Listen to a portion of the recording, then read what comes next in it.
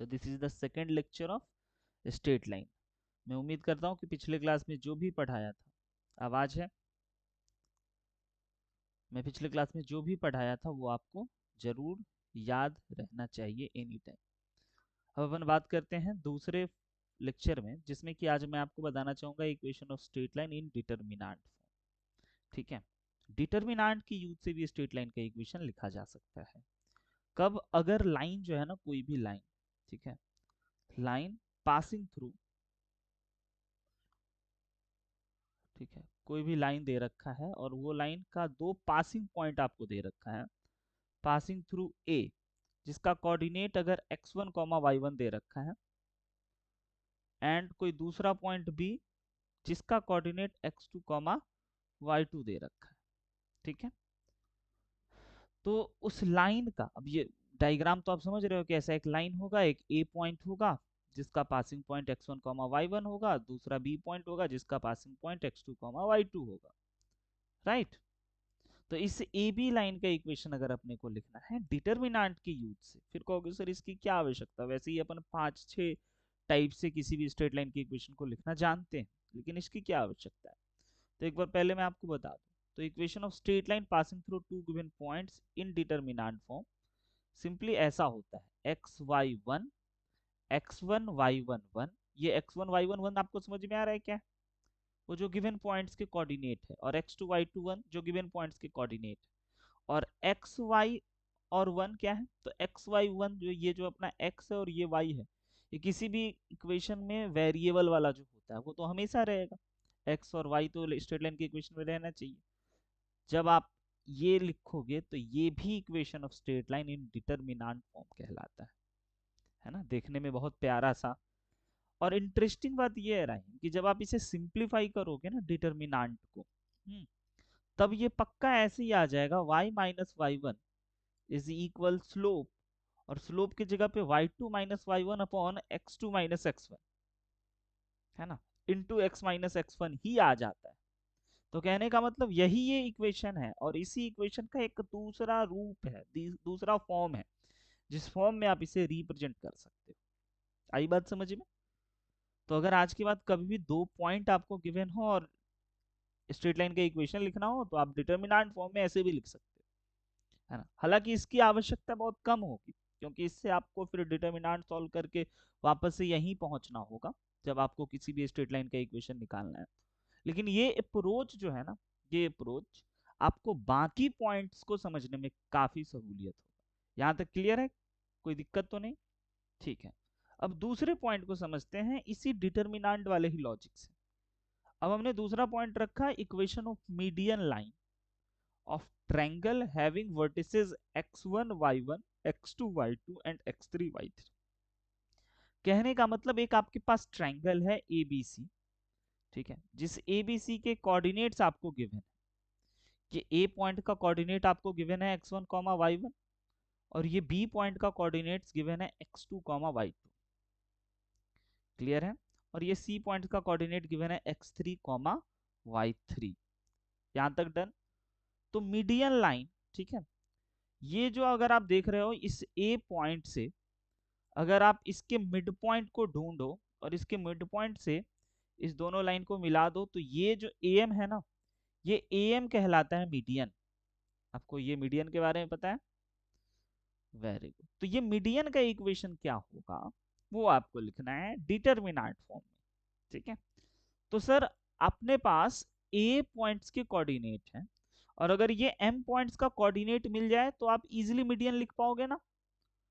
तो ये तो मिड पॉइंट होता है आपको अगर जानकारी हो तो, और अगर ये मिड पॉइंट है तो इसका कोऑर्डिनेट हो जाएगा x2 plus x3 by two comma y2 plus y3/2। Clear है? यहां तक कोई दिक्कत क्या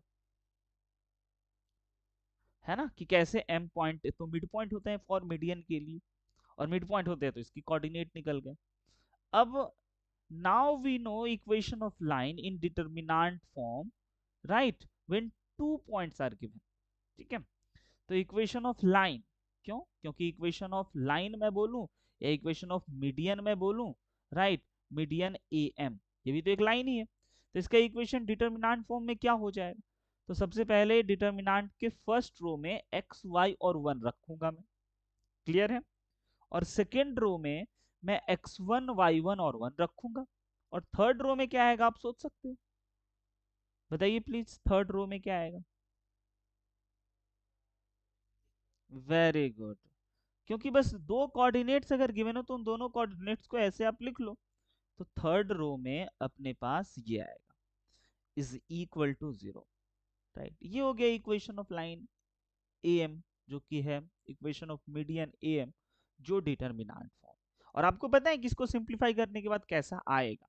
लेकिन सर डिटरमिनेंट फॉर्म में जानने का क्या फायदा। तो डिटरमिनेंट फॉर्म में जानने का ये फायदा कि जब आप इसे डिटरमिनेंट के प्रॉपर्टीज से खोलोगे या डिटरमिनेंट के कॉन्सेप्ट को अप्लाई करोगे तब ये और खूबसूरत हो जाएगा, राइट। सबसे पहले आप देखो कि यहां भी आपके पास 2 है और यहां भी आपके पास 2 है ना। तो डिटरमिनेंट का एक प्रॉपर्टीज आपको पता होगा कि अगर डिटरमिनेंट में 2 से मल्टीप्लाई मैं करूं तो किसी एक रो या किसी एक कॉलम में मल्टीप्लाई होगा। ये बात क्लियर है। अगर मैं बोलूं कि मैं इस डिटरमिनेंट में ना बोथ साइड 2 से मल्टीप्लाई करना चाहता हूं, तो एलएचएस वाला तो 0, आरएचएस वाला तो 0 है, लेकिन एलएचएस वाला जो 2 है ना वो किसी एक रो या किसी एक कॉलम में आप मल्टीप्लाई कर सकते हो। अब मैं आपसे पूछना चाहूंगा, बताइए आप किस रो या किस कॉलम में 2 से मल्टीप्लाई करना चाहोगे। थर्ड में, क्योंकि ये डिनोमिनेटर वाला फ्रैक्शन वाला लफड़ा खत्म हो जाएगा, है ना। तो यहाँ पे x हो जाएगा, यहाँ पे y, यहाँ पे 1 और यहाँ पे x1, यहाँ पे y1 और यहाँ पे 1। और इसको मल्टीप्लाई करते ये हो जाएगा x2 प्लस x3 और ये हो जाएगा y2 प्लस y3 और यहाँ पे आ जाएगा 2। ये क्लियर है क्या। यहाँ पे आ जाएगा 2। ये समझे क्या यहाँ तक राहिम। हेलो। हाँ अब ठीक है, अब आवाज आ रही। यहां तक समझे क्या ये 2 कैसे हो गया। अब इस 2 को मैं 2 नहीं लिखना चाहूंगा, इस 2 को मैं लिखना चाहूंगा 1 प्लस 1, चलेगा। कहोगे हाँ सर दौड़ेगा। अब डिटर्मिनेंट का एक और प्रॉपर्टीज होता है कि अगर उसके किसी एक रो या एक कॉलम में इस प्रकार से दो एलिमेंट ऐड में है तो आप उसे दो डिटर्मिनेंट में बना सकते हो। ये पता है ये प्रॉपर्टीज क्या आपको। ये ऐसे मैं ये कह रहा हूं कि ये जो पहला रो और पहला कॉलम एज इट इज आ गया, है ना। पहला सॉरी रो और दूसरा रो एज इट इज आ गया। थर्ड रो में अपने पास ये जो है ना ये एक अलग डिटर्मिनेंट बना लिया और जो दूसरा बचा हुआ है वो एक अलग डिटर्मिनेंट बना लिया, है ना। दूसरा कौन सा हो गया, वो x3 y3 और 1 वाला। और सर बाकी फर्स्ट एंड सेकेंड रो, तो फर्स्ट एंड सेकेंड रो में पुराने वाले एज इट इज आ गए, छप गए, नो प्रॉब्लम। आई बात समझ में। तो ये जो हमने लिखा है this is equation of median in determinant form, जब किसी ट्रायंगल का तीनों कोऑर्डिनेट्स गिवन हो तब, राइट। कभी यूज कर लेंगे। अब जेई हालांकि इस टाइप के प्रॉब्लम्स को बना रहे हैं ना कि थोड़ा सा किसी भी चैप्टर को अलग अप्रोच से समझना ही होगा, ठीक है। आगे बढ़ू मैं, यानी कि अब इसको सिंपल ऑब्जर्व कीजिए। तो ये जो है एक्स वाई जेड, पहला पहला रो तो बुक्ड है वेरिएबल्स के लिए, दूसरा रो बुक्ड है एक गिवन पॉइंट्स के लिए, और तीसरा रो में क्या है कि ये x2 और ये x2 और ये y2 आ गया और फिर 1 आ गया, और तीसरे में ये x3 y3 और ये 1 आ गया, है ना कमाल का रिजल्ट। तो ये जो अपने पास डब्बा में हमने ग्रीन कलर से रखा है this is equation of median, है ना, व्हेन ट्रायंगल का तीनों वर्टिसेस गिवन हो तब। आगे बढ़ू मैं। और वैसे मिड पॉइंट आपको पता है, इसका यूज कभी कभी होगा जब सवाल बहुत डिफिकल्ट होंगे ना, जब आप ऐसे ट्रेडिशनल मेथड से मिड पॉइंट निकाल करके अगर आप इक्वेशन नहीं निकाल पाओगे उस दिन ये होगा, और मैं दिखाऊंगा सिखाऊंगा इसका। अगले पॉइंट पे मैं चलना चाहता हूँ। The next point is equation of angle bisector. देखिए अब एंगल बाइसेक्टर का कॉन्सेप्ट आपको पता होना चाहिए। अब एंगल बाइसेक्टर वही है, अपने पास ट्रायंगल एबीसी है, ठीक है। ये ए, ये बी और ये सी, और इस ए पॉइंट का कोऑर्डिनेट x1 y1 हमने एज्यूम कर लिया, ये बी पॉइंट का कोऑर्डिनेट x2 y2 और ये सी पॉइंट का कोऑर्डिनेट x3 y3 एज्यूम कर लिया। अब एंगल बाइसेक्टर का मतलब समझते हो, एंगल बाइसेक्टर ऑफ वर्टेक्स ए, यानी कि इस वर्टेक्स ए पे आपको एक ऐसा लाइन ड्रॉ करना है जिसमें ये दोनों एंगल हमेशा इक्वल हो, तब इस ब्लू वाले लाइन को एंगल बाइसेक्टर कहा जा सकता है।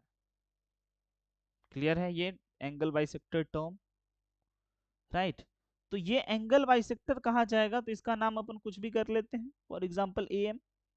तो इस ए एम का अगेन इक्वेशन निकालना है। लेकिन आज ये जो एम पॉइंट्स का कोऑर्डिनेट है ना, आज ये एम मिड पॉइंट नहीं है, ये मीडियन के केस में मिड पॉइंट होता था। आज इस एम का कोऑर्डिनेट कुछ और होगा। तो अगर मैं आपको इस एम का कोऑर्डिनेट बता दूं ना, तो आप इक्वेशन ऑफ एंगल बाइसेक्टर, है ना, बहुत आराम से डिटर्मिनेंट फॉर्म में या कोई और भी फॉर्म में आप लिख पाओगे। लेकिन ये एम पॉइंट्स का कोऑर्डिनेट कैसे निकलेगा? तो आपको एक बात मैं याद दिलाऊं कि किसी भी ट्रायंगल में, है ना, अगर ये एबीसी ट्रायंगल है और ये एंगल सी है, तो इसके सामने वाले साइड को स्मॉल सी एज्यूम करते हैं। ये एंगल बी है तो इसके अपोजिट साइड को स्मॉल बी, और ये अगर ए है तो इसके अपोजिट साइड को स्मॉल ए एज्यूम करते हैं। एंगल बाइसेक्टर के केस में अगर आपको याद होगा, तो यहाँ BM से लेकर के MC तक का जो रेशियो है ना, वो इसी साइड के रेशियो के इक्वल होता है। यानी कि ये C रेशियो B के इक्वल होता है। ये जानकारी है आपको? यानी कि BM अपॉन MC जो होगा वह C अपॉन B के ही रेशियो में होता है फॉर एंगल बाइसेक्टर। ये पता है राइम? नहीं? हाँ जरूर, ये बहुत कमाल का कॉन्सेप्ट होता है। Angle bisector theorem class 10th में ही रहता है ये, लेकिन बहुत हल्का फुल्का रहता है, तो लोगों के आंखों से ऐसे सामने से चला जाता है। तो एंगल बाइसेक्टर के केस में वो मिड पॉइंट नहीं होता है, उसका रेशियो उन साइड के रेशियो के इक्वल होता है। अगर ये साइड सी है तो ये भी सी, और ये बी है तो ये बी। तो ये जो एम पॉइंट है ना, इस बीसी लाइन को सी रेशियो बी में वो कर रहा है, ठीक है, डिवाइड कर रहा है। तो अब एम पॉइंट निकालने के लिए, एम पॉइंट निकालने के लिए कैसे निकलेगा? Using section formula. जब आपको दो पॉइंट्स के कोऑर्डिनेट गिवन हो और उसका रेशियो गिवन हो, तो सेक्शन फॉर्मूला की यूज से ये एम पॉइंट नहीं निकाल लोगे? तो अब मैं ये एम पॉइंट्स का कोऑर्डिनेट निकाल रहा हूं। तो एम पॉइंट्स का एक्स कोऑर्डिनेट निकालने के लिए सेक्शन फॉर्मूला है ना, cx3 plus B X two, clear है, divided by c plus B. क्या मैं ऐसा लिख सकता हूं एक्स कोऑर्डिनेट के लिए? एग्जैक्टली वाई कोऑर्डिनेट के लिए cy3 plus by2 divided by c plus B मैं लिख सकता हूं, यस और नो? ये एम पॉइंट का कोऑर्डिनेट निकल गया यूजिंग सेक्शन फॉर्मूला। हमने सेक्शन फॉर्मूला का यूज किया और इस सेक्शन फॉर्मूला से इस पॉइंट के कोऑर्डिनेट को ढूंढ लिया। अब जैसे ही दो पॉइंट अपने पास निकल गए, तो सर बाइसेक्टर, एंगल बाइसेक्टर निकल जाएंगे। हाँ, वही y minus Y one is equal slope x minus x1 निकाल लो। लेकिन आज मैं सभी चीजों को अननोन रख रहा हूँ ना, इसीलिए मैं कह रहा हूँ कि डिटर्मिनेंट में देखते हैं। डिटर्मिनेंट में देखने से, कुछ डिटर्मिनेंट की प्रॉपर्टीज लगाने से कुछ आसान बन जाएगा, कुछ अच्छा बन जाएगा। तो अब बताइए मुझे, equation of angle bisector from A in determinant form. अब एक बार बोलने का कोशिश करो, फिर मैं इसको डिकोड करता हूं। बाइसेक्टर ऑफ वर्टेक्स ए, बोलिए डिटर्मिनेंट का फर्स्ट रो क्या होगा? वेरी गुड, डिटर्मिनेंट के फर्स्ट रो में सर आपको लिखना होगा x y और 1।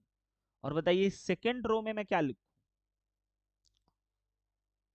वेरी गुड, और थर्ड रो में मैं क्या लिखूं? वेरी गुड, जो सर तीसरा पॉइंट आया है ना, और ये c प्लस बी, और यहाँ भी cy3 plus by2 divided by c plus B, और यहाँ पे 1, और कंप्लीट इज इक्वल टू 0। अब आप सोच लिए कि किससे मल्टीप्लाई आपको करना चाहिए? बताइए किससे मल्टीप्लाई करना चाहिए?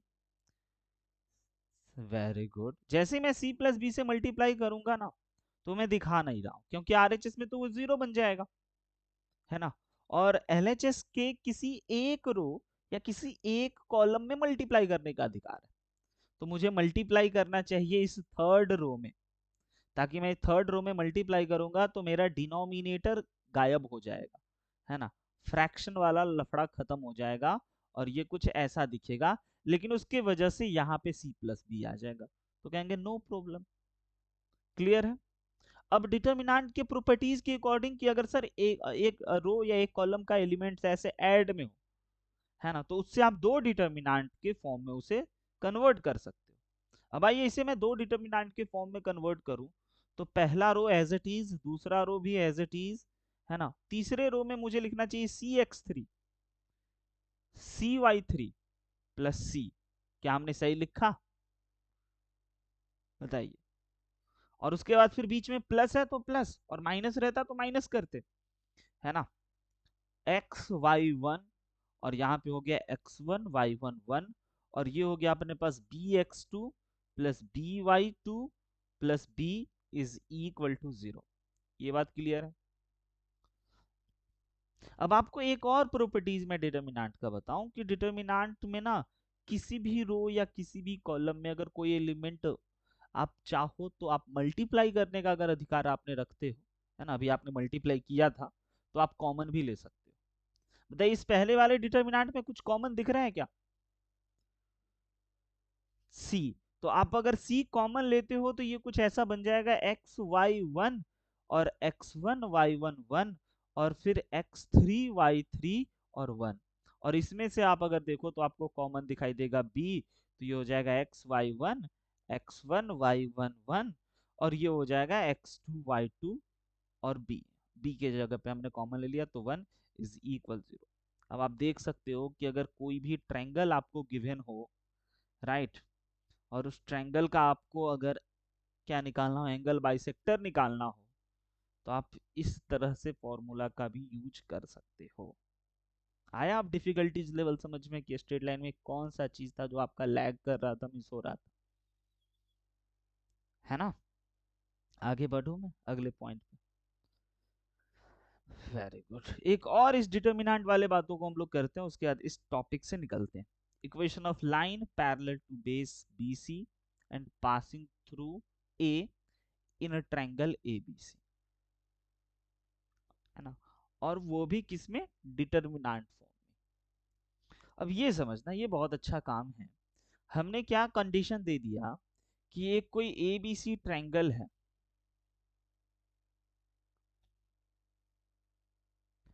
इस A पॉइंट का कोऑर्डिनेट x1, y1 है, इस B पॉइंट का कोऑर्डिनेट x2, y2 है, और इस C पॉइंट का कोऑर्डिनेट x3, y3 है। क्लियर है बच्चा।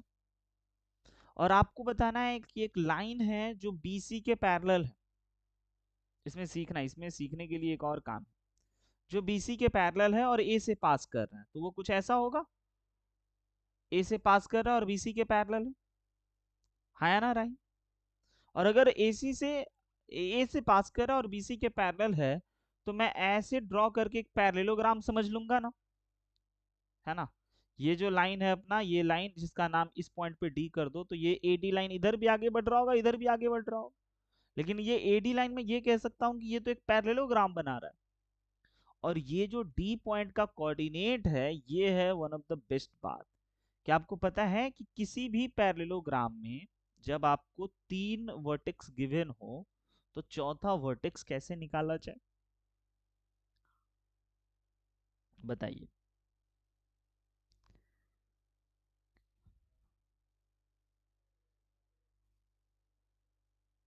यानी कि अपने को एक पैरेललोग्राम है ABCD, ठीक है, जिसमें कि A पॉइंट गिवन है, B पॉइंट गिवन है, C पॉइंट गिवन है, और D पॉइंट्स का कोऑर्डिनेट मुझे अगर निकालना हो, है ना, AC के अलोंग इमेज ले सकते हैं, वेरी गुड, या मिड पॉइंट फॉर्मूला अप्लाई कर सकते हैं या डिस्टेंस फॉर्मूला, ठीक है। लेकिन एक और इंटरेस्टिंग बात मैं बता दूं रहा हूं, है ना, आपको ये आज के बाद याद रखना चाहिए, कभी भी किसी भी पैरेललोग्राम में, रोम्बस में, स्क्वायर में और रेक्टेंगल में, क्योंकि एक पैरेललोग्राम में अगर वो ट्रू है तो वो रोम्बस में भी ट्रू हो जाएगा, स्क्वायर में भी ट्रू हो जाएगा, और रेक्टेंगल में भी ट्रू हो जाएगा। अगर उसके कभी भी तीन वर्टेक्स ए बी सी, ऐसे तीन वर्टेक्स गिवन हो और चौथा वर्टेक्स निकालना हो, तो उसका डायरेक्ट रिजल्ट होता है कि आप ये ए वाला और सी वाले के कोऑर्डिनेट को ऐड कर दो, x1 प्लस x3, माइनस का अपोजिट वाले को सब्ट्रैक्ट कर दो, डी के जो अपोजिट, सीखे क्या? और y कोऑर्डिनेट्स क्या होना चाहिए सोचो, y1 plus y3 minus y2। ये भी फॉर्मूला है, कहो तो मैं प्रूफ कर दूं, मिड पॉइंट से होता है ऐसा। याद रखिएगा, किसी भी पैरेललोग्राम में, किसी भी रोम्बस में, किसी भी स्क्वायर में और किसी भी रेक्टेंगल में ये ट्रू। और ये बहुत, क्योंकि ये बहुत कैलकुलेशन को, बहुत टाइम को आपको बचा लेगा। और अगर आप ये निकालने लग गए डिस्टेंस फॉर्मूला से या इमेज से या मिड पॉइंट से, है ना, तो काफी टाइम लग सकता है। और बस आपको ये याद रखना है कि ये ए और बी वाले को, है ना, ए और सी वाले को ऐड करना है, और अपोजिट वाले को, जो उसके अपोजिट है ना, उसको सब्ट्रैक्ट करना है ना। तो ये x2 हो गया। और वैसे ही आप इसका ए बी सी डी में डी के कोऑर्डिनेट्स को निकाल सकते हैं, ठीक है। अब चलते हैं वापस इस पॉइंट पे। एक line A B A D है जो कि बी सी के पैरेलल और ए से पास कर रहा है, तो अपने को ये ए डी का इक्वेशन निकालना है। तो बताइए ए डी का इक्वेशन डिटर्मिनेंट फॉर्म में क्या आप लिख सकते हो? इक्वेशन ऑफ लाइन, जो भी अपना टाइटल वही है ना। बताइए क्या होना चाहिए? पहले वाले रो में x y 1 होना चाहिए, और दूसरे वाले रो में बताइए क्या होना चाहिए? Very good. और थर्ड रो में क्या होना चाहिए? Very good, very good. ये मोस्ट इंपॉर्टेंट लर्निंग है, याद रखना, मोस्ट इंपॉर्टेंट लर्निंग है। इसे घर जाकर के एक बार फिर से रिवाइज करना, फिर से सोचना, और इतने अच्छे से मतलब इसको ओके कर लेना कि इसका डायरेक्ट यूज जेई में होता है, डायरेक्ट सवाल सब हम लोग बनाते हैं, ठीक है। और बच्चे लोगों को ये नहीं पता रहता है, इसीलिए बच्चों को लगता है डिफिकल्ट है, टाइम लग गया। तो इसका भी यूज करना आपको सीखना है, ठीक है। ऐसा है, ये बात आप समझ गए। यहाँ पे वन, यहाँ पे वन, यहाँ पे वन, और ये कंप्लीट इज इक्वल 0, ठीक है। अब एक बात आप देखो, यहाँ पे दो एलिमेंट को ऐड किया गया और तीसरे को घटाया गया, राइट। यहाँ पे दो को ऐड किया गया और तीसरे को सब्ट्रैक्ट किया गया, राइट ना। और यहाँ पे वन है। तो अगर आपको इजाजत हो तो मैं कमाल करना चाहूंगा, बताइए क्या मैं वन की जगह ऐसा लिख सकता हूँ? क्योंकि एक वन से एक वन तो कैंसिल हो गया, है ना, और एक वन खुद प्रकट हो गया। तो यहाँ पे कायदे से देखा जाए, कायदे से तो ये तो वन ही है, लेकिन ऐसा लिखने का क्या फायदा? क्योंकि सर सबका आप रूप सेम करना चाहते हो, है ना। हाँ, ताकि डिटर्मिनेंट अगर खुलेगा, प्रॉपर्टीज लगाएगा, तो आसानी से खोल पाएंगे। और मुझे लगता है आप अभी, मैं जब तक आपसे बात करूं तब तक आप तीनों डिटर्मिनेंट को ओपन कर लोगे, है ना। ये तीन डिटर्मिनेंट में बनेंगे और इक्वल टू 0, वो होगा equation of line parallel to base BC passing through A. बोलो आया मजा? बस यही सब पॉइंट ना आपको रिवाइज करना है, बार बार याद रखना है। और इन सबको अप्लाई करके जेई के सवालों को जब मैं बनाऊंगा आपके सामने, तो आपको भी बनाना होगा। लेकिन पहले मैं आपको सिखाऊंगा कि ऐसे सोचना चाहिए, वैसे सोचना चाहिए, तब जाकर के फिर आपको बनाना, ठीक है। तो वेरी गुड, वेरी गुड, ये भी बहुत अच्छा लगा। और यही तो मैं सुनना चाह रहा था, है ना। सर ये वाला तो निपट गया, है ना। और ये वाला बस काम का रहा, x y 1, x1 y1 1, और यहाँ पे ये x3, है ना, और ये y3 और ये 1। और उसके बाद सर यहाँ पे माइनस डालना होगा। ये आपने माइनस डाला या प्लस लिखा? Very good. क्यों? क्योंकि उसके हर एक एलिमेंट में ना -1 है। तो यहाँ पे मुझे ऐसे लिखना चाहिए। और जो आप बहुत अच्छा बात बोले हो उसका मैं जरूर ध्यान रखूंगा, है ना।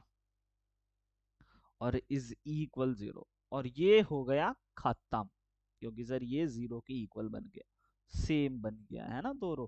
तो ये इज इक्वल आप ये लिख लोगे, ये box is equal to this box, and this is equation of line parallel to base BC passing through A. किसी क्वेश्चन में ये आएगा इस छोटे से लाइन में, और ये किसी भयंकर सवाल में यूज होगा, और ये छोटा सा लाइन आएगा, तो आपको ऐसे क्लिक करना है, आपको ऐसे सोचना है। क्लियर है? आगे बढ़ू मैं? Very good. नेक्स्ट पॉइंट पे चलते हैं, fast fast. Angle between two lines, क्या आपको पता है एंगल बिटवीन टू लाइंस का फॉर्मूला? ओके, आइए गौर फरमा के समझिएगा। सिर्फ फॉर्मूला बता दूं या मैं प्रूफ भी बताऊं? ओके, ये कोई लाइन है, ठीक है, और ये कोई दूसरा लाइन। कंप्लीट डिस्कशन समझिएगा। ये लाइन पॉजिटिव एक्स एक्सिस के साथ थीटा 1 एंगल बना रहा है, ये पॉजिटिव एक्स एक्सिस के साथ थीटा 2 एंगल बना रहा है, और ये कोई L1 लाइन है और ये कोई L2 लाइन है। तो ये इन दोनों लाइन के बीच का एंगल कौन है? इन दोनों लाइन के बीच का एंगल ये है, ये वाला या ये वाला। तो अगर मैं इस एंगल को अल्फा एज्यूम करूं तो ये भी अल्फा होगा, और दूसरा हो जाएगा 180 माइनस अल्फा, और ये भी हो जाएगा 180 माइनस अल्फा। यानी angle between two straight line always दो होता है, एक एक्यूट एंगल और दूसरा ऑब्ट्यूज एंगल, है ना। तो लेकिन आप पहले अल्फा निकालो, क्योंकि जब आप अल्फा कैलकुलेट करना सीख जाओगे तो पाई माइनस अल्फा तो यो निकल जाएगा, है ना। तो इसलिए पहले अल्फा कैलकुलेट करना सीखते हैं। तो ये L1 लाइन थीटा 1 एंगल है और L2 लाइन थीटा 2 एंगल बना रहा है पॉजिटिव एक्स एक्सिस के साथ। तो मैं ये एज्यूम करके चल लेता हूं कि ये L1 लाइन जो है ना, इस L1 लाइन का स्लोप M1 है। क्लियर है? क्लियर है? और ये L2 लाइन का स्लोप M2 है, ठीक है। तो दोनों लाइन के बीच का एंगल के लिए फॉर्मूला होता है tan alpha is equal M1 minus M2 divided by 1 plus M1 into M2। Clear? दो लाइन के बीच का अगर आपको एंगल निकालना है तो उन दोनों लाइन का स्लोप गिवन होना चाहिए, और अगर स्लोप गिवन नहीं है तो आपको स्लोप निकालना होगा। क्लियर? तब आप उन दो लाइन के बीच का एंगल निकाल सकते हो using this formula, tan alpha is equal M1 minus M2 divided by 1 plus M1 into M2। ठीक है। और हालांकि हमने बोला कि पहले एक्यूट एंगल निकालना है, तो एक्यूट एंगल निकालना है तो आप इस पे मॉड लगा दो, क्योंकि जो भी निकला होगा ना वो आराम से उसको पॉजिटिव बना देगा, है ना। क्योंकि एक्यूट, बिल्कुल, क्योंकि एक्यूट एंगल ऑलवेज पॉजिटिव होता है। और जब आप एक्यूट एंगल कैलकुलेट कर लोगे तो ऑब्ट्यूज एंगल तो बस 180 में से सब्ट्रैक्ट कर दोगे, है ना। तो यूज तो यही होता है, लेकिन कई बार हम लोग ऐसे लिख लेते हैं tan alpha is equal, sorry alpha is equal tan inverse, क्योंकि अब आप आईटीएफ भी पढ़ चुके हो, है ना, इनवर्स ट्रिगोमेट्रिक फंक्शन में। तो अपन ऐसे भी लिख सकते हैं, और this is called formula for finding angle between two straight line. दो स्ट्रेट लाइन के बीच का अगर एंगल अपने को निकालना हो तो ऑलवेज यूज दिस फॉर्मूला। ये very very very very important formula है ना, इसे आप नहीं भूल सकते हो। आज के बाद आपको जरूर याद रखना होगा, और जैसे मैंने आज पूछा था ना फॉर्मूला, वैसे ही अगले क्लास में मैं पूछूंगा, है ना। तो आप तो समझ गए होंगे कि कैसे याद रखना है। क्लियर है? अब ये अप्लाई कराना मैं सिखा दूं, या समझ रहे हो कि इसका इंपॉर्टेंस कैसे होगा? मैं दो लाइन दे दूंगा, है ना, और कहूंगा कि उन दोनों लाइन के बीच का,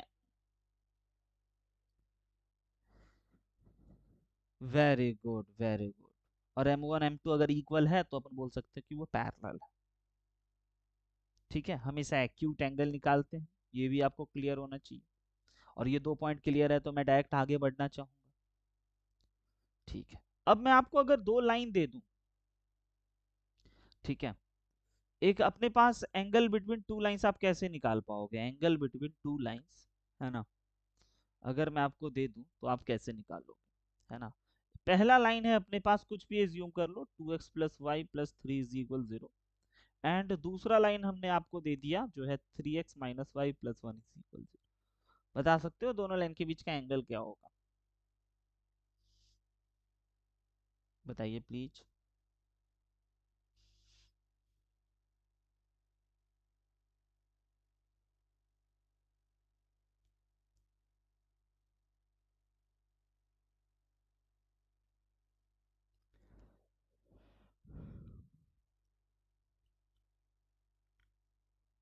दोनों लाइन का आपने स्लोप निकाला, बताइए M1 कितना आया पहले मुझे, और M2 कितना है? हाँ जी राइन, M1 कितना है? -2, और M2 कितना है? 3।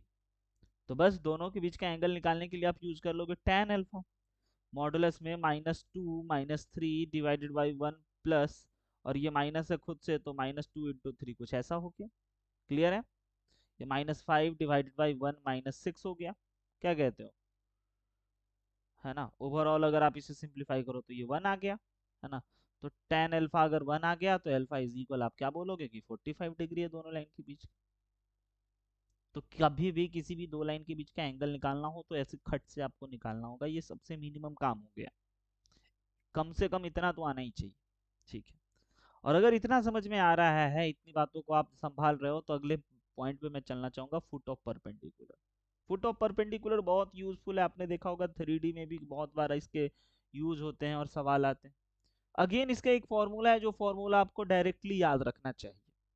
ठीक है, तो सबसे पहले समझिए कि फुट ऑफ परपेंडिकुलर होता क्या है। तो ये अगर h कॉमा के कोई भी पॉइंट है, ठीक है, और ये कोई लाइन है, for example ax plus B Y plus C, मैं हमेशा किसी भी लाइन को ऐसे ही जनरल फॉर्म में एज्यूम करता हूँ, बुक में भी हमेशा गिवन होंगे ऐसे ही। ठीक है, तो इस पॉइंट से इस लाइन पे अगर आप परपेंडिकुलर ड्रॉ करोगे तो फुट ऑफ परपेंडिकुलर कौन कहलाएगा, क्या होता है फुट ऑफ परपेंडिकुलर।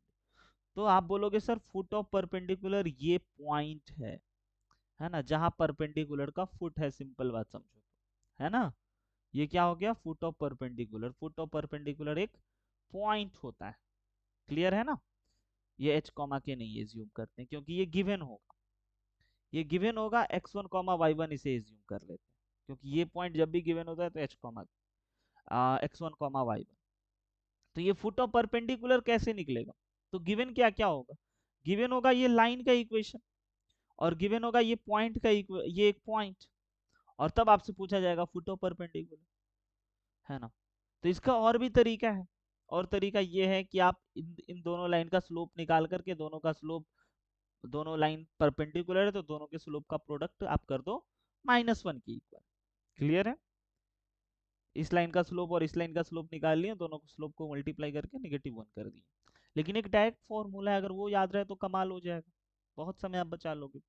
तो फुट ऑफ परपेंडिकुलर ये इस पॉइंट को कहते हैं, जिसको हमने एज्यूम कर लिया h कॉमा के, तो इस h कॉमा के को फुट ऑफ परपेंडिकुलर कहते हैं, क्लियर है। तो ये h कॉमा के निकालने के लिए डायरेक्ट फॉर्मूला, उस फॉर्मूला का ध्यान रखिएगा, h minus x1 upon A is equal, ये बात समझे क्या, h में से x1 घटा दिए और a से डिवाइड कर दिए, और a कहाँ है, ये वाला है, लाइन से लिया गया, और फिर k minus y1 upon B, ये समझ में आया, b कहाँ है और x क्या है, y क्या है, ये सब, और ये इक्वल होता है minus of a x1 plus b y1 plus c divided bye a square plus b square, ये तीनों इक्वल होते हैं, and this is called formula for finding foot of perpendicular. याद रहेगा, माइनस होता है ना। मोस्टली बच्चे भूल जाते हैं, ये 3D में भी ऐसे ही काम होंगे इसके, और 3D में कितना यूजफुल है 3D ज्योमेट्री में वो आपने देखा होगा। ठीक है, और जब आप एक पढ़ते हो फुट ऑफ परपेंडिकुलर, थोड़ा यूनिक सा अजीब सा फॉर्मूला है ना, तो एक पेज में फ्री देता हूँ हमेशा बच्चों को, है ना। क्यों, क्योंकि मैं इसके बाद आपको एक और पॉइंट बता दूं, इमेज ऑफ, है ना, image of a point, got it, with respect to line. किसी पॉइंट का अगर इमेज निकालना हो लाइन के रिस्पेक्ट में, तो इसी वक्त इसको समझना चाहिए। क्यों, क्योंकि एक पे एक फ्री मिलने वाला है। अगर ये लाइन अपने पास A X plus B Y plus C is equal 0 है, और ये अपने पास कोई ए पॉइंट है जिसका कोऑर्डिनेट x1 y1 है, ठीक है, और इस पॉइंट का इमेज कहाँ पे होगा, यहाँ पे होगा, है ना, जिसे आप ए डैश कहोगे, और ये दुनिया की नजरों में कहलाएगा इमेज है सर, है ना, image of A with respect to A X plus B Y plus C के लाइन के रिस्पेक्ट में, है ना। तो ये इमेज निकालने का फॉर्मूला को आप इसके कोऑर्डिनेट को h के एज्यूम कर लो, इमेज वाले को, है ना। और इंटरेस्टिंग बात ये है कि इमेज का भी फॉर्मूला बिल्कुल ऐसा ही दिखता है, बस एक छोटी सी बातों का ध्यान रखना होगा आपको, है ना। बिल्कुल अभी तक ऐसा ही दिख रहा है ना, इसका दोनों का शकल सेम सेम है, बस यहाँ पे 2 आ जाता है मेरे भाई, बस, और कोई चेंजेस नहीं। कई बार बच्चे कंफ्यूज हो जाते हैं, लेकिन आप प्लीज मत होना, कि इमेज निकालना हो तो 2 से मल्टीप्लाई कर दो, इमेज नहीं निकालना हो फुट ऑफ परपेंडिकुलर तो आप 2 हटा दो। देखो दोनों फॉर्मूला कितना सिमिलर है, तो ये सही वक्त है ना दोनों को समझने का। हाँ, तो इमेज का मतलब ये हो गया कि सर ऊपर जो डिस्टेंस है वो डिस्टेंस नीचे भी पलट गया होगा। तो डबल का सेंस आपको आ रहा है ना। तो याद रखने का आप तरीका ढूंढ लेना कि डबल किस में करना है और डबल किस में नहीं करना है। आज के बाद मोस्ट इंपॉर्टेंट फॉर्मूला में से एक, फुट ऑफ परपेंडिकुलर और इमेज का फॉर्मूला, प्लीज अभी याद कर लीजिए। कैसे है समझ रहे हैं, ये तीनों इक्वल है, निकालना एक काम होता है इसमें, है ना। अब एक मैं सवाल आपके सामने प्रकट करता हूँ। फॉर्मूला आपने नोट कर लिया क्या पहले? Very good. अगर नोट कर लिया तो आप मुझे बताइए इमेज, इस पॉइंट का इमेज इस लाइन के रिस्पेक्ट में, और फिर फुट ऑफ परपेंडिकुलर बताइए। पहले मैं इमेज पूछ रहा हूँ, सोच समझ के, ऐसा नहीं कि आप पहले फुट ऑफ परपेंडिकुलर का फॉर्मूला पढ़े हो तो फुट ऑफ परपेंडिकुलर बता दो। बताइए इमेज क्या होगा, या फिर कोई एक आप पहले निकाल लो। अब जब आपसे दोनों पूछा जाए तो पहले कौन निकालना सही रहेगा? फुट ऑफ परपेंडिकुलर, क्योंकि फुट ऑफ परपेंडिकुलर में सर यहाँ पे टू नहीं होता है ना, और इमेज में टू होता है। तो एक काम में दो दो काम निकल जाएंगे, है ना। तो क्यों ना मैं सबसे पहले निकाल लूं फुट ऑफ परपेंडिकुलर। आप बताइए तो फुट ऑफ परपेंडिकुलर क्या आ रहा है आपका?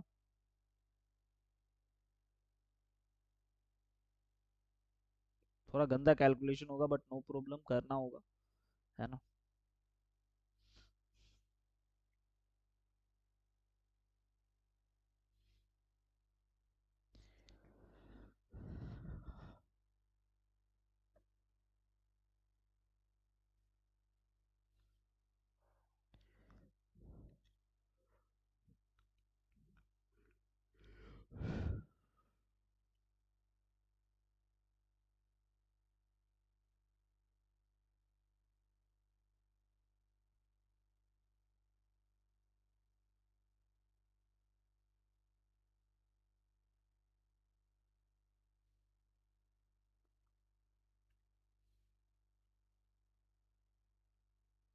मैं बता दूं, कैलकुलेशन होता है गंदा, है ना।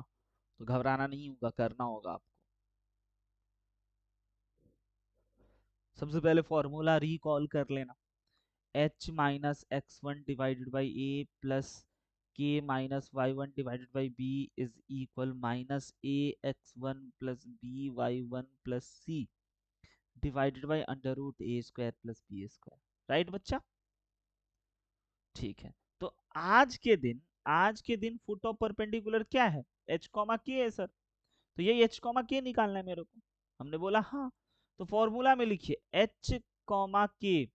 अब बताइए एक्स वन क्या है? ये पॉइंट है x one comma y one given वाला पॉइंट, है ना। तो एच माइनस थ्री, और ये जो लाइन है इसे आप A X plus B Y plus C is equal zero के फॉर्मेट में देखो। तो इसको देखने के लिए आप सोचोगे कि ओके सर इसे देखना चाहिए two x minus three y minus five is equal zero, ऐसे देखना चाहिए। क्या कहते हो? है ना। तो यहाँ से ए बी सी का आइडिया लग पाएगा, क्योंकि हमेशा इसी फॉर्मेट में होना चाहिए, X plus B Y plus C general form में। तो यहाँ से बताइए ए की जगह पे क्या मैं टू लिख सकता हूँ,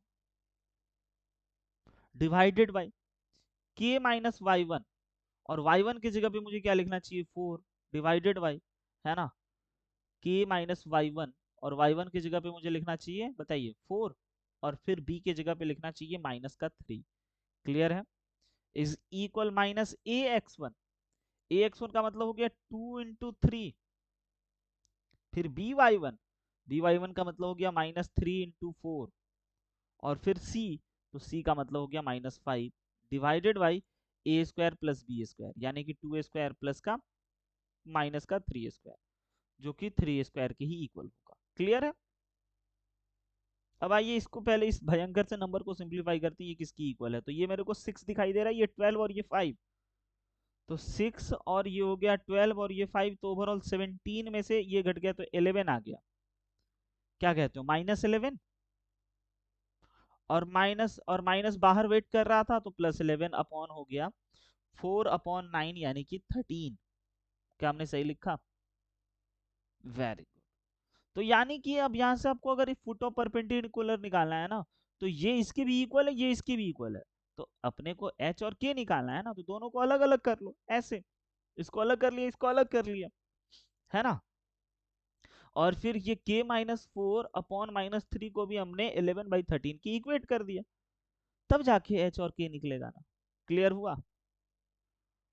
तो यहाँ से अपने पास अगर h निकालना है तो h minus three is equal 22/13 आ गया, और h इज इक्वल 22/13 प्लस 3 आ गया। सिंप्लीफाई कर लोगे, h का कोऑर्डिनेट आ गया। एग्जैक्टली k का अगर कोऑर्डिनेट निकालना है तो k minus four is equal 33/13 आ गया, और k इज इक्वल आप लिख सकते हो -33/13 प्लस का 4। क्लियर है क्या? निकल गया। ये क्या है? Foot of perpendicular. अब इमेज निकालते हैं। इमेज तो क्यों आज आज नसीब अच्छा है कि आपसे इमेज भी पूछ लिया, फुट ऑफ परपेंडिकुलर भी। तो इमेज के लिए मैं इतना भयंकर फॉर्मूला नहीं लिखूंगा, देखना मैं क्या लिख रहा हूँ।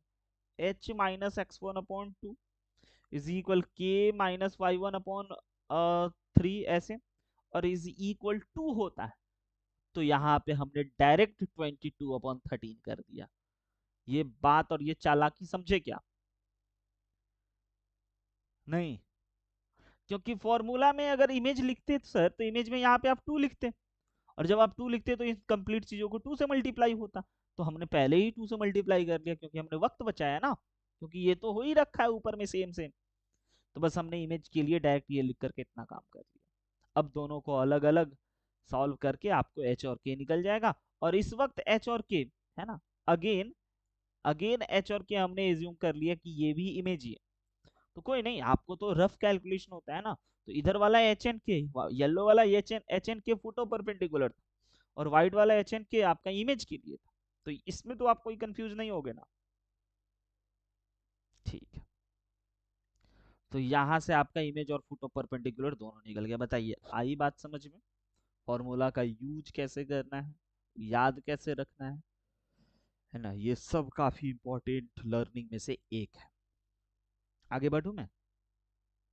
अब जेई के कुछ सवाल होते हैं ना कि जो कि डायरेक्ट कुछ इंपॉर्टेंट पॉइंट से आ जाते हैं, है ना। नोट हो गया अच्छे से? ओके, अब आइए कुछ इंपॉर्टेंट पॉइंट्स को भी देखते हैं, है ना। समझते हैं एक एक पॉइंट को, और इस पे डायरेक्ट जेई का सवाल पूछ लेता है और कैलकुलेशन वाइज एकदम आसान हो जाता है। पहला पॉइंट मैंने ये बोला कि image of a vertex A is perpendicular bisector of A B and A C of vertex B and C respectively. का मतलब नहीं समझे होंगे आप, है ना। In triangle A B C, ठीक है, किसी भी ए बी सी ट्रायंगल में। कमाल का पॉइंट है राहिम, अगर आप ये सीख लियो इसका यूज तो कमाल हो जाएगा, बहुत मेहनत आपका बच जाएगा, बस याद रखना चाहिए। मैं ये कह रहा हूं कि किसी एबीसी ट्रायंगल में, ये एबीसी अपना ट्रायंगल है, ठीक है, और एंगल बाइसेक्टर ए बी का, ये दिख रहा है, sorry, perpendicular bisector A B का। तो ए बी का परपेंडिकुलर बाइसेक्टर यो होगा, ऐसा परपेंडिकुलर भी होगा और दो इक्वल पार्टों में बांट भी रहा होगा। ये है perpendicular bisector of A B, दिखा क्या येलो कलर वाला, और exactly perpendicular bisector blue colour वाला ऑफ ए सी, ये रहा। This is called perpendicular bisector, है ना, ऑफ ए सी, राइट। तो कहता है कि ए बी का और ए सी का परपेंडिकुलर बाइसेक्टर के रिस्पेक्ट में, इसके रिस्पेक्ट में अगर आप इस ए पॉइंट का इमेज निकालोगे ना, इस ए पॉइंट का इमेज, तो ये यहां आ जाएगा। कमाल हो गया, समझे क्या? इसका भी प्रूफ होता है, लेकिन मैं प्रूफ पे अभी नहीं आपको ले जाना चाहूंगा, काफी टाइम लग जाएगा। परपेंडिकुलर बाइसेक्टर अगर है और परपेंडिकुलर बाइसेक्टर के रिस्पेक्ट में अगर आप इस ए पॉइंट का इमेज निकालोगे ना, तो वो बी पॉइंट पे आ जाएगा। तो ये क्या है? This is image, this is image of B of A, right. किसके रिस्पेक्ट में? With respect to perpendicular bisector, very good, है ना, of A B. Clear clear clear. और ये क्या है? ये, तो अब ये ऐसा है, अगर हो गया तो आप इस बातों को सोचो कि अगर ये AC का परपेंडिकुलर बाइसेक्टर के रिस्पेक्ट में अगर इस A पॉइंट का इमेज निकाला जाएगा तो ये C पॉइंट बन जाएगा। ये क्या है? This is also image of A with respect to, है ना, परपेंडिकुलर बाइसेक्टर ऑफ AC। आई बात समझ में? ये किसी भी ट्रायंगल में ये प्रॉपर्टीज होता है, ये कमाल का प्रॉपर्टीज, याद रखना, ठीक है। इसको बार बार तह तक जाना, सोचना, विचारना। तो क्या होगा कि आपको कोई ट्रायंगल देगा और उस ट्रायंगल का एक एक पॉइंट देगा, एक वर्टेक्स देगा सवाल में, ठीक है, जो मैं सिखाऊंगा, टेंशन नहीं लेना है आपको। और ये लाइन, ये एंगल बाइसेक्टर का इक्वेशन देगा और बी और सी का कोऑर्डिनेट्स देगा ही नहीं। तो आप तो समझ जाओगे कि ओके नहीं दिया है, और ये तो इमेज होता है। तो आप एक लाइन में इमेज का फॉर्मूला यूज करोगे और बी और सी के कोऑर्डिनेट्स को खट से निकाल लो, और उसके बाद फिर कोई सवाल होगा, है ना। आगे बढ़ू मैं? ठीक है, नेक्स्ट पॉइंट को समझिए, नेक्स्ट पॉइंट क्या कह रहा है, एक बार पढ़ के देखिए, समझ में आया तो बताइए।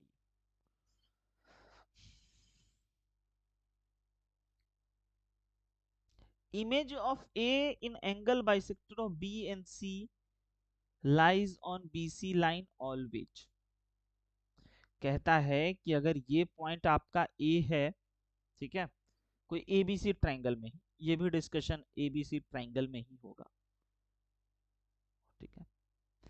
ABC ट्रायंगल में अगर आप, है ना, आज के दिन एंगल बाइसेक्टर है राही, परपेंडिकुलर बाइसेक्टर नहीं, एंगल बाइसेक्टर समझते हैं ना, ये बी को दो इक्वल पार्ट में बांटते हुए चला जाए, ये है एंगल बाइसेक्टर, ये लाइन है एंगल बाइसेक्टर, है ना, एंगल बाइसेक्टर लाइन होता है, राइट, ऑफ बी। और एग्जैक्टली सी का भी एक एंगल बाइसेक्टर होगा जो इसे दो पार्ट में बांटते हुए जाएगा। Very good. तो कॉन्सेप्ट ये कह रहा है, ये पॉइंट ये कह रहा है कि अगर कभी आप ए का इमेज निकालो इस एंगल बाइसेक्टर के रिस्पेक्ट में, ठीक है, तो हमेशा बीसी पे ही लाई करेगा, है ना। और अगर इस एंगल बाइसेक्टर के रिस्पेक्ट में फिर से इस ए का इमेज निकालो, तो वो भी हमेशा बीसी पे ही लाई करेगा। तो ये क्या है, ये इमेज है, इमेज ऑफ ए, है ना, ये भी image of A with respect to angle bisector, है ना। तो अगर उस लाइन पे लाई करेगा तो आप समझ गए ना, आने वाले दिनों में मैं उस लाइन के इक्वेशन को सेटिस्फाई करा दूंगा। क्लियर? ये भी कमाल का दो पॉइंट हुआ, पहला पॉइंट भूले तो नहीं, क्या था, दूसरा पॉइंट पहला बता दीजिए ताकि।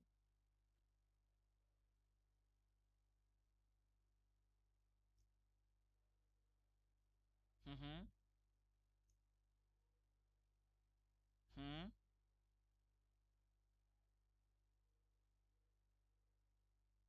ऑलवेज, हाँ। और सेकंड ये था कि अगर एंगल बाइसेक्टर है तो वो सामने वाले साइड पे ही दोनों इमेज रहेंगे।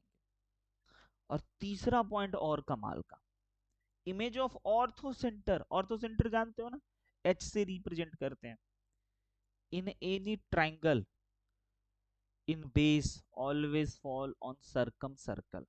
इस कॉन्सेप्ट को समझिए, किसी भी ट्राइंगल में, ठीक है, किसी भी ट्राइंगल का अगर आप ऑर्थो सेंटर निकालो, ठीक है, ये रहा ऑर्थो सेंटर, कहीं पे होगा, तो ऑर्थो सेंटर एच, तो ऑर्थो सेंटर का कहता है कि इमेज जो होगा वो हमेशा इन तीनों वर्टेक्स से एक सर्कल पास आउट करेंगे, जिसे सर्कम सर्कल कहते हैं, कोई ना कोई सर्कल पास करेगा, राइट राहिम, ठीक है, कोई ना कोई सर्कल पास करेगा। और ये ऑर्थो सेंटर एच का जो इमेज है ना, वो हमेशा, ये ऑर्थो सेंटर एच है और अगर इसको मिरर समझ करके इसका इमेज निकालते हो तो वो हमेशा इस सर्कल पे लाई करेंगे, समझे। ये क्या है, इमेज ऑफ ऑर्थो सेंटर, समझे।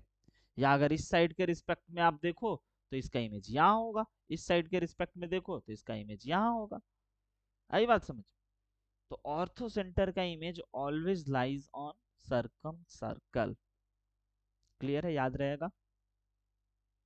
अब आइए कुछ जेई प्रोफाइल के सवालों को देखते हैं, सॉल्व करते हैं, सीखते हैं। एक बार खुद से आप ट्राई कीजिए, फिर मैं आपको सिखाता हूँ।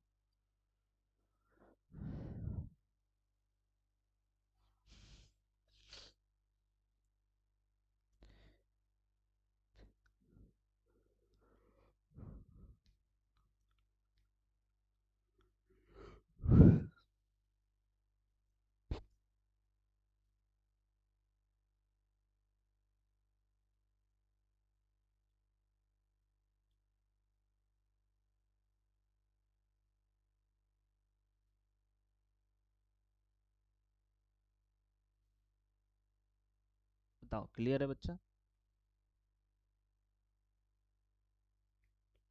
बन जाएगा, क्या लगता है? Equation of perpendicular bisector of A B and A C are this and this.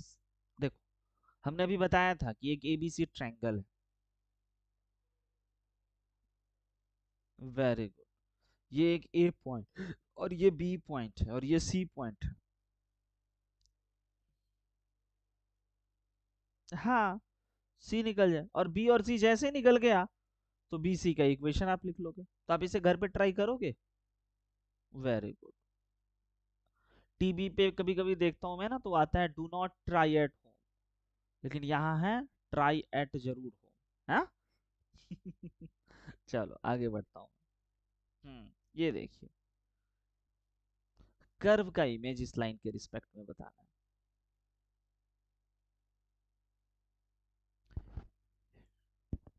ये समझे? क्या मैं बता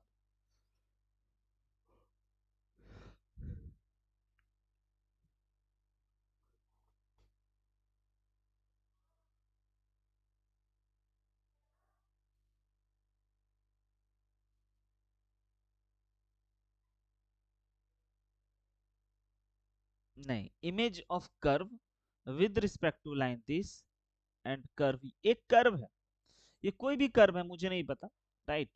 ये मान के चल लेते हैं ऐसा कोई कर्व है, ठीक है? ये कोई भी कर्व है जिसका इक्वेशन मेरे को दे रखा है कि इसका इक्वेशन ये है x square minus two x y minus plus two x plus y is equal 3।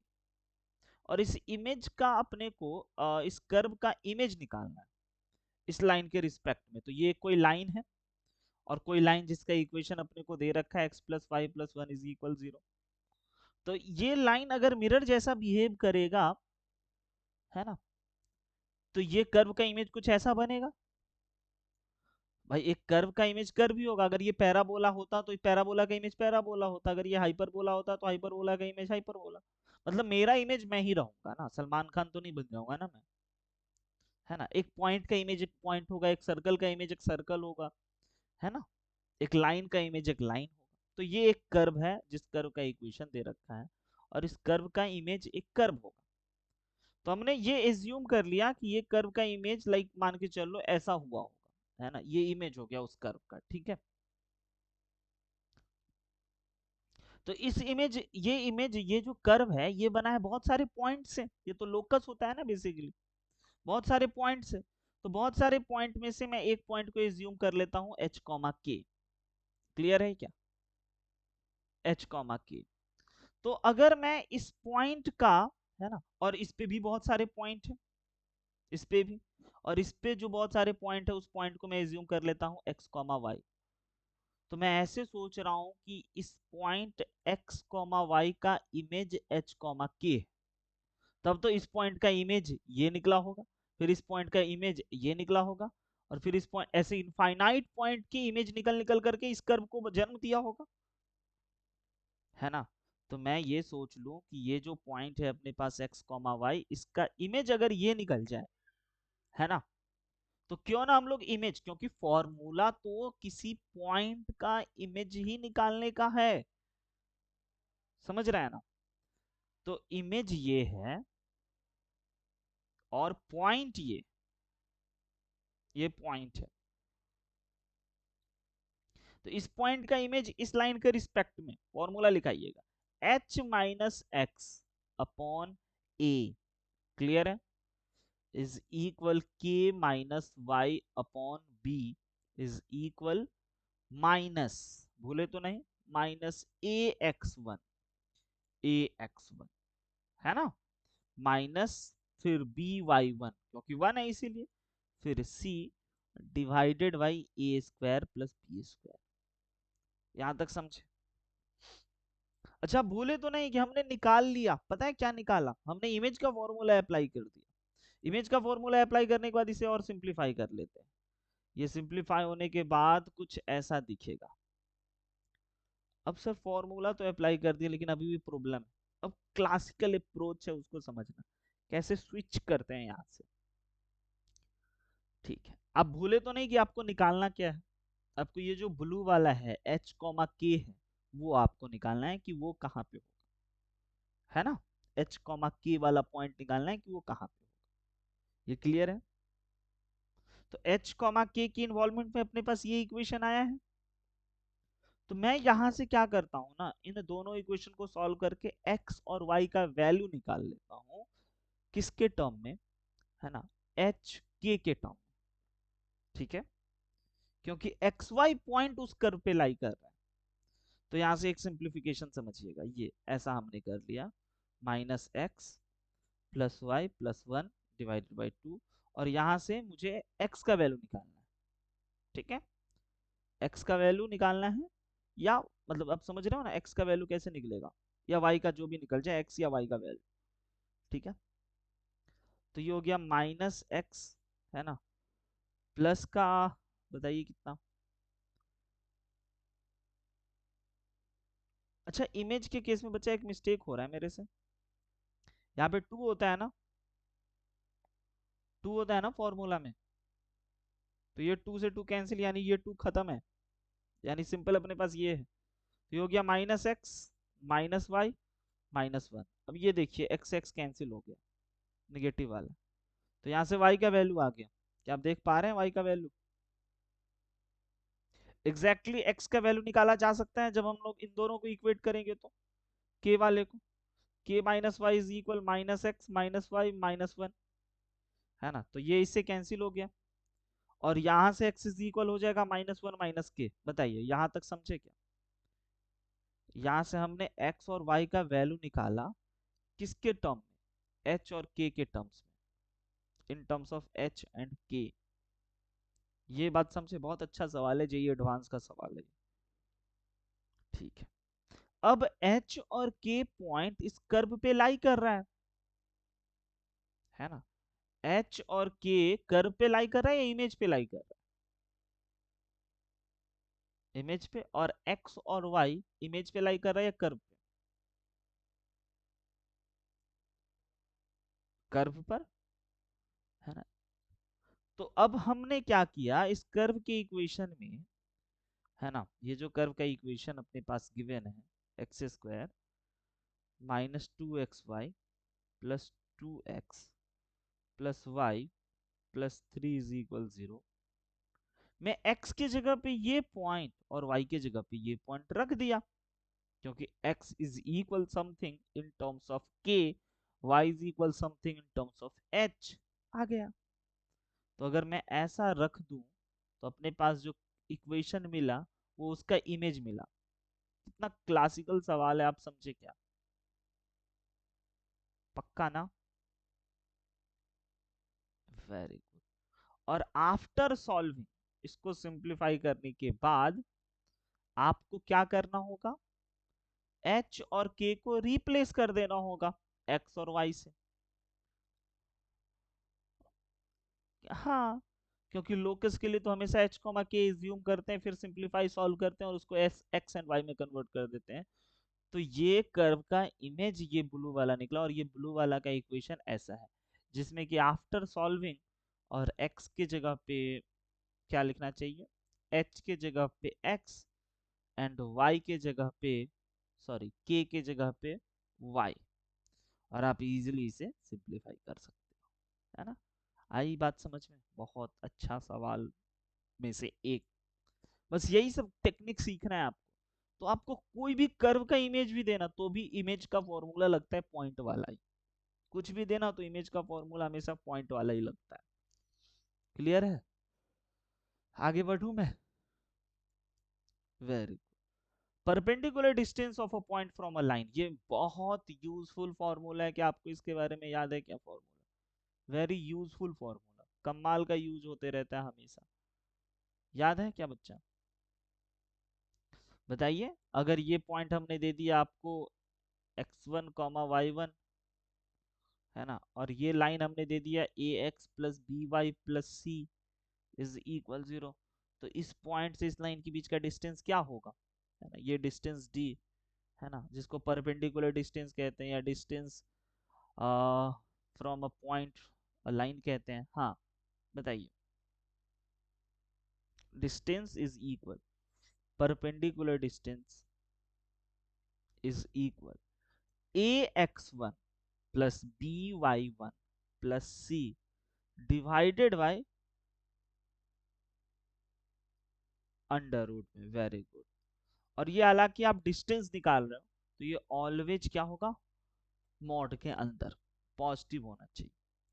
Most useful formula maths के इतिहास में मैंने देखा, इसके इतना फॉर्मूला किसी का यूज ही नहीं होता है ना, कोऑर्डिनेट ज्योमेट्री में। ठीक है, तो ये जरूर आप याद रखना। क्लियर है? ये क्या हो रहा है आप समझ रहे हैं, इस x की जगह पे x1 पॉइंट को डाला, y की जगह पे y1 पॉइंट को डाला और c को ऐसे ही डाला, और फिर डिनोमिनेटर में a square plus B square जो कि लाइन की इक्वेशन से निकाला गया उसको स्क्वायर करके ऐड करके अंडर रूट लगा देना। आगे बढ़ो। Very good. Next, perpendicular distance between two lines. तो आपको एक बात पता होना चाहिए कि जब भी दो लाइन के बीच का डिस्टेंस निकाला जाएगा, है ना, तो हमेशा दो लाइन पैरेलल ही होनी चाहिए, तभी डिस्टेंस आपसे कोई पूछेगा। ये बात क्लियर है ना राइम? कि अगर एक L1 लाइन है और दूसरा L2 लाइन है, दो लाइन अगर इंटरसेक्टिंग होगा तो आपसे कोई डिस्टेंस पूछेगा क्या? नहीं पूछेगा। क्यों? क्योंकि डिस्टेंस तो जीरो हो जाएगा। हमेशा डिस्टेंस पूछा जाएगा दो पैरेलल लाइन के ही बीच में, 2D में, और 3D में दो स्क्यू लाइन के बीच में, जो कि जेई में इस बार भी बहुत सवाल आए हैं। स्क्यू लाइन समझते हैं ना, स्क्यू लाइन किसको कहते हैं? हाँ। अब दो लाइन अगर पैरेलल होंगे तो मुझे इसकी इक्वेशन को बहुत चालाकी से एज्यूम करना चाहिए। क्या कहते हो? अगर मैं इस लाइन की इक्वेशन को a1x plus b1y plus c is equal 0 assume कर रहा हूं, तो इस लाइन की इक्वेशन को a2x plus b2y plus c2 assume करना चाहिए। बताइए, दोनों का दोनों सेम होना चाहिए ना, यानी इसका सेम कोएफिशिएंट होना चाहिए, बस ये इंटरसेप्ट डिफरेंट होना चाहिए। एक सेकंड देना, है ना, नहीं तो आप कंफ्यूज हो जाओगे। अगर दो पैरेलल लाइन कभी अपने को एज्यूम करना है तो ऐसा होगा, ये ax plus B Y plus c one is equal 0, है ना, और ये हो जाएगा ax plus B Y plus c two is equal 0। अगर दो पैरेलल लाइन है ना बच्चा, तो उन दोनों का कोएफिशिएंट का रेशियो ऑलवेज सेम होता है। क्लास 10th में आपने पढ़ा था a1 अपॉन a2 इक्वल हो जाता है b1 अपॉन b2 के, but c1 upon c2 equal नहीं होता है। तो इसीलिए हमने इन दोनों को सेम सेम रखा है, क्योंकि ये दोनों लाइन पैरेलल है। तो x का कोएफिशिएंट और y का कोएफिशिएंट सेम रखा है, और ये z ये कांस्टेंट वाले को हमने डिफरेंट कर दिया, c1 c2 कर दिया। याद आया क्यों? तो इसके बीच का डिस्टेंस अगर आपको निकालना हो, अच्छा, इसको देखते ही आप पहचान जाओगे कि दो लाइन पैरेलल है या नहीं है। और दो लाइन पैरेलल अगर होगा तो आप कैसे पहचानोगे, समझ गए ना, कि दोनों का x और y का कोएफिशिएंट सेम होगा। अगर कॉमन लिया जाए, है ना, कॉमन नहीं भी लिया जाए, अगर सिंप्लीफाई उसके कोएफिशिएंट के रेशियो को निकाल लो तो दोनों सेम आएगा। ठीक है, और अगर ऐसा है तो इस डिस्टेंस को अगर हमने d एज्यूम कर लिया तो ये डिस्टेंस d किसकी इक्वल होगा, c1 माइनस c2, ये वाला। c1 में से c2 को घटा दो या c2 में से c1 को घटा दो, नो प्रॉब्लम। क्यों सर, क्यों नो प्रॉब्लम? क्योंकि ओवरऑल जो भी आने वाला है वो अगर निगेटिव भी आया तो मैं मॉड लगा के पॉजिटिव लगा दूंगा। आई बात समझ में? Very good. तो इतना फॉर्मूला, इतना कॉन्सेप्ट आप जरूर याद रखना, और इसके बेसिस पे कुछ पीवाईक्यू ट्राई करना। ठीक है।